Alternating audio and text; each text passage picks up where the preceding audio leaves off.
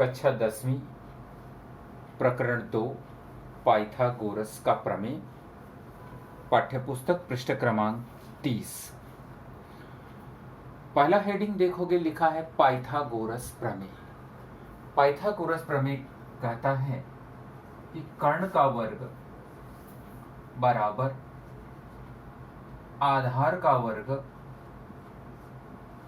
धन ऊंचाई का वर्ग। ये हिस्सा हो गया कर्ण, ये हिस्सा हो गया आधार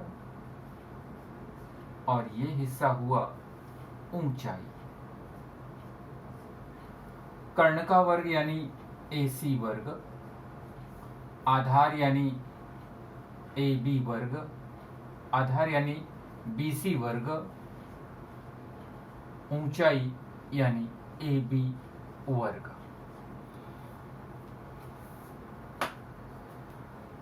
पाइथागोरस त्रिक। पाइथागोरस का प्रमेय इसके पहले हमने पढ़ा। कर्ण का वर्ग बराबर आधार का वर्ग धन ऊंचाई का वर्ग। त्रिक माने 3 संख्याएं। उदाहरण के लिए मान लो संख्या 3, संख्या 5 और संख्या 4। तो 3 का वर्ग ले लो, 3 का वर्ग 9, 5 का वर्ग ले लो, 5 का वर्ग 25, 4 का वर्ग ले लो, 4 का वर्ग 16। इनमें जो सबसे बड़ी संख्या है वो है 25, सबसे छोटी संख्या 9, उससे बड़ी 16 और सबसे बड़ी 25।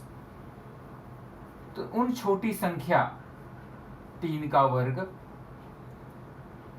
प्लस 4 का वर्ग बराबर 9 धन 16 बराबर 25। यानी 3 का वर्ग प्लस 4 का वर्ग बराबर 5 का वर्ग। इसका मतलब यह पाइथागोरस त्रिक है। एक उदाहरण के लिए ध्यान दोगे, अगर इस 5 की जगह हम कोई संख्या 6 ले लेते हैं तो यहां पर ये सारे नंबर बदल जाएंगे। तो यहां होगा 6 का वर्ग 36 और 4 का वर्ग 16। सबसे बड़ी संख्या 16 और 9 और 16 छोटी संख्या है। तो 3 का वर्ग धन 4 का वर्ग 9 धन 16 बराबर 25। लेकिन इन दोनों का वर्ग का जो टोटल है 25, ये 36 के बराबर नहीं है। तो बराबर नहीं है 36 के, इसलिए ये बराबर नहीं है 6 के वर्ग के। इसका मतलब कि यह पाइथागोरस त्रिक नहीं है। पेज नंबर 31 पर आओगे, लिखा है 30, 60, 90 माप वाले त्रिभुज का गुणधर्म, जिसे 30, 60, 90 प्रमेय भी कहते हैं। यदि हमारे पास त्रिभुज ABC हो जिसमें कोण B 90 अंश हो, A 30 अंश हो और C 60 अंश हो, तो ऐसे त्रिभुज को हम कहते हैं 30, 60, 90 का त्रिभुज। मान लो 60 न भी दिया हो, इनमें से कोई भी 2 माप दिया हो, तो तीसरा अपने आप मान लिया जाता है। ऐसी अवस्था में 30 अंश के सामने की भुजा BC कर्ण भुजा AC की आधी होती है।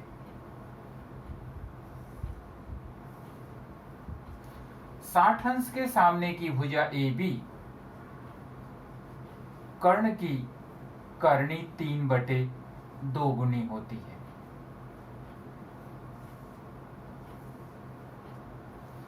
कर्ण यानी AC। अगर ऐसा त्रिभुज हो PQR और जिसमें एक कोण 90 का हो, बाकी शेष कोण 45, 45 के हों, ऐसे त्रिभुज को हम कहते हैं 45, 45, 90 प्रमेय या 45, 45, 90 माप वाले त्रिभुज का गुणधर्म। यह पेज नंबर 32 पर मिलेगा। ऐसी अवस्था में 45 अंश के सामने की भुजा, तो 45 अंश के सामने QR है और 45 अंश के सामने की भुजा PQ है, तो दोनों सेम है, तो PQ बराबर QR, और इसका माप इस कर्ण भुजा का 1/कर्णी 2 होता है, 1/2 PR।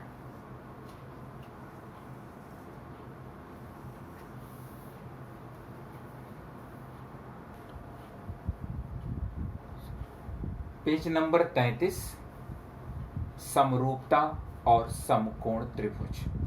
ध्यान से प्रमेय पढ़ोगे। समकोण त्रिभुज में, समकोण त्रिभुज ABC में कोण भी 90 समकोण त्रिभुज है। समकोण त्रिभुज में कर्ण पर खींचे गए शीर्षलंब BD, यह शीर्षलंब है कर्ण भुजा AC पर। निर्मित दोनों त्रिभुज परस्पर तथा मूल समकोण के समत्रिभुज के समरूप होते हैं। जब भी किसी समकोण त्रिभुज में कर्ण पर हम लंब खींचते हैं तो उस त्रिभुज के 2 टुकड़े होते हैं, यानी 2 त्रिभुज बनता है और एक बड़ा सा मूल त्रिभुज होता है। ये तीनों त्रिभुज परस्पर समरूप होते हैं। त्रिभुज ABC, त्रिभुज ADB, त्रिभुज BDC, ये नाम लिखने में कहीं गलती नहीं होनी चाहिए, ध्यान दोगे। जब हम त्रिभुज ABC कहते हैं, ध्यान देना, तो बड़ी भुजा से छोटी भुजा की तरफ जाते हैं, कर्ण छोड़ देते हैं ABC। इसी तरह इस त्रिभुज में जब हम नाम लेंगे तो बड़ी भुजा से छोटी भुजा की तरफ जाएंगे, कर्ण का हिस्सा छूट जाएगा ADB। छोटे त्रिभुज में जब हम नाम लिखेंगे तो बड़ी भुजा से छोटी भुजा की तरफ चलेंगे, कर्ण छोड़ के रखेंगे, यानी त्रिभुज BDC। लिखने का तरीका यही होता है, यानी त्रिभुज ABC समरूप त्रिभुज ADB समरूप त्रिभुज BDC। इनके नामों में अदला बदली नहीं चलेगी। मान लो इसको बदलना चाहते हो, BC की जगह CB लिखना चाहते हो, तो हर जगह बदलना पड़ेगा। मान लो पहला दूसरा तुम BA कर दे रहे हो, तो यहाँ पर DA से शुरू होगा, यहाँ DB से शुरू होगा। इस बात का ध्यान रखोगे समरूपता में। अगला प्रमेय पेज नंबर 33 पर सबसे नीचे की तरफ देखोगे, ज्यामितीय माध्य का प्रमेय पढ़ोगे। समकोण त्रिभुज RQP में कोण Q 90, समकोण त्रिभुज में शीर्ष बिंदु से कर्ण पर खींचा गया लंब, शीर्ष बिंदु 3 है लेकिन कर्ण पर खींचा गया लंब यानी Q से, शीर्ष बिंदु Q से कर्ण पर खींचा गया लंब रेखाखंड कर्ण द्वारा विभाजित होने वाले, 2 टुकड़े में विभाजित होने वाले रेखाखंडों का ज्यामितीय माध्य होता है। ऐसे प्रश्न हल करने के लिए मिलेंगे। जब इस तरह का चित्र मिले, समकोण त्रिभुज में कर्ण पर कोई लंब खींचा गया हो, ऐसी स्थिति में इस लंब का QS का वर्ग बराबर इसके 2 टुकड़े PS और SR, तो PS गुणे SR,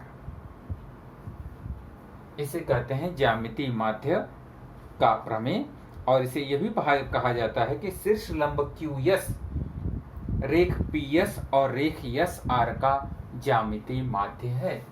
QS, PS और SR का ज्यामितीय माध्य है। जिसका ज्यामितीय माध्य है उनका गुणनफल, और जो ज्यामितीय माध्य है उसका वर्ग। पेज नंबर 34 पर 2 प्रमेय दिए गए हैं, पाइथागोरस का प्रमेय और पाइथागोरस प्रमेय का विलोम। दोनों में फर्क ध्यान दोगे। पाइथागोरस प्रमेय में हमें 90 अंश दिया रहता है और पाइथागोरस के प्रमेय में हमें 90 अंश नहीं दिया रहता है। हमें सिर्फ इतना दिया होगा, ध्यान दोगे, इस लाइन के ऊपर पाइथागोरस प्रमेय, इस लाइन के नीचे पाइथागोरस प्रमेय का विलोम। इसमें कोण B बराबर 90 अंश दिया है, तो AC का वर्ग बराबर BC का वर्ग प्लस AB वर्ग। पाइथागोरस प्रमेय में 90 अंश दिया होगा और ये हिस्सा हमें निकालना होगा। कर्ण का वर्ग बराबर आधार का वर्ग धन ऊंचाई का वर्ग। पाइथागोरस प्रमेय के विलोम में यह 90 नहीं दिया है, उसके बदले में हमें दिया है PR स्क्वायर बराबर QR square plus PQ square. तो ध्यान देना, जब किसी भी त्रिभुज में किसी एक भुजा का वर्ग अन्य दो भुजाओं के वर्गों के योगफल के बराबर हो तो यानी वह समकोण त्रिभुज है। अब समकोण किस बिंदु पर होगा? P पे होगा, Q पे होगा, R पर होगा। इसे पता करने के लिए सबसे बड़ी भुजा PR यानी ये कर्ण हो गई, तो ये हिस्सा हो गया कर्ण, और इसके सामने वाला कोण Q 90 अंश का होगा। दोनों में फर्क ध्यान रखोगे। पाइथागोरस प्रमेय में 90 अंश दिया है, ये सिद्ध करना है। प्रमेय के विलोम में कर्ण का वर्ग बराबर आधार का वर्ग धन ऊंचाई का वर्ग जैसा एक हिस्सा दिया होगा और 90 अंश हमें सिद्ध करना होगा।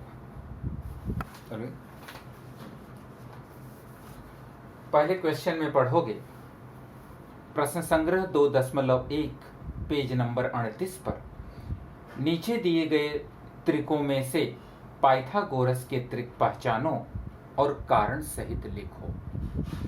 जितने भी प्रश्न हैं, इसमें 6 प्रश्न हैं, इसमें 3 नंबर दिए गए हैं।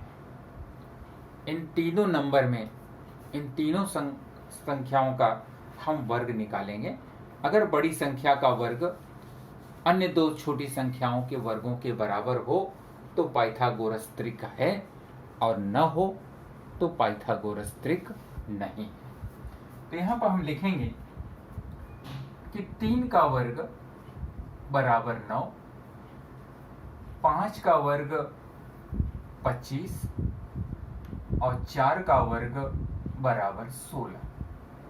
सबसे बड़ी संख्या 25 है, तो 3 का वर्ग धन 4 का वर्ग यानी 9 धन 16 और 16 और 9 25 बड़ी संख्या के बराबर है। इसलिए 3 का वर्ग धन 4 का वर्ग बराबर 5 का वर्ग। यहां बड़ी संख्या का वर्ग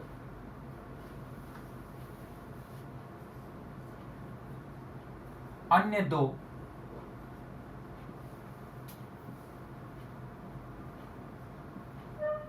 संख्याओं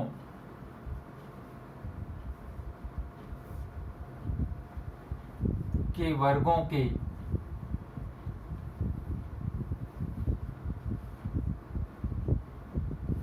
योगफल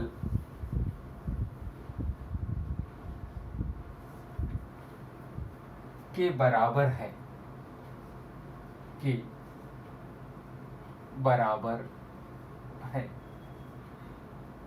इसलिए 3, 5, 4 एक पाइथागोरस त्रिक है, एक पाइथागोरस त्रिक है।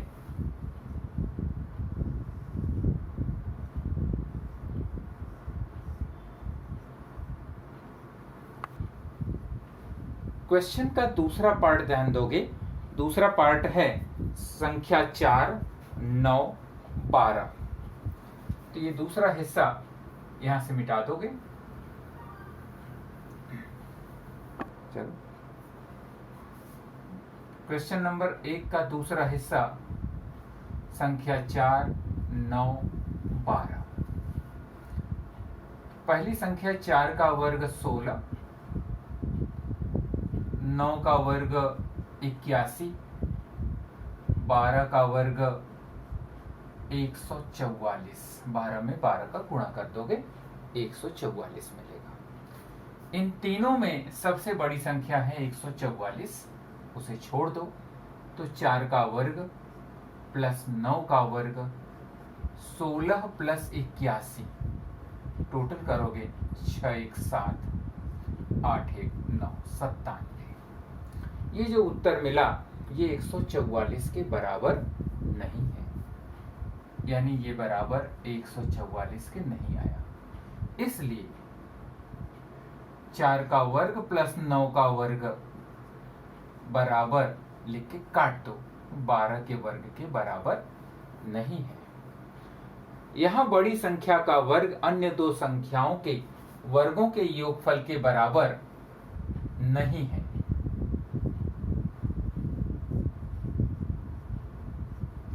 इसलिए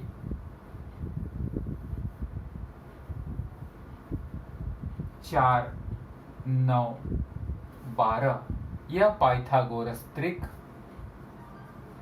नहीं है।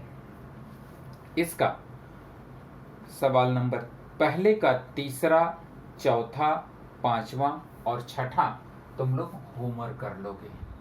तीसरा, चौथा, पांचवा और छठा ये हिस्सा तुम गृह कार्य में करोगे।